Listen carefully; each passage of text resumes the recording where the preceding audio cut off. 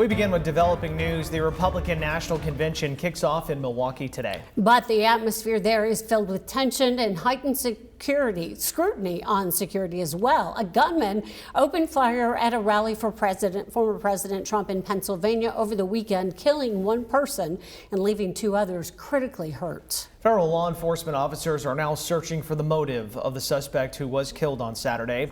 Sabrina Franza has more on the convention and the shooting investigation.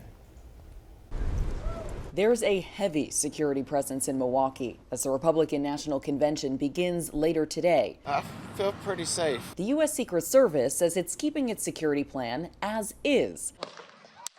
Just 2 days after a gunman opened fire at former President Trump's rally in Butler, Pennsylvania. We have accounted for various security scenarios that may arise, and we are confident in the plan we have implemented. Former President Trump arrived in Milwaukee yesterday. In a newspaper interview, he said he plans to change his speech later in the week in light of the shooting. Trump also said had he not looked away from the crowd at the moment of the shooting, he may have been killed. During an Oval Office address, President Biden said he had a brief phone conversation with Trump after the shooting. We can't allow this violence to be normalized.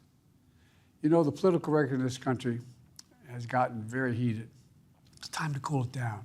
Authorities say the gunman, identified as 20-year-old Thomas Matthew Crooks of Bethel Park, Pennsylvania, was killed by a U.S. Secret Service sniper. Investigators say an AR-style rifle found near his body was purchased legally and registered to his father, and that bomb materials were found in his home and vehicle. We had graduated with him, and it was just something I would have never seen coming. President Biden has ordered an independent review of the incident. The FBI is investigating the shooting as an assassination attempt and potential domestic terrorism. Sabrina Franza, CBS News, Milwaukee, Wisconsin.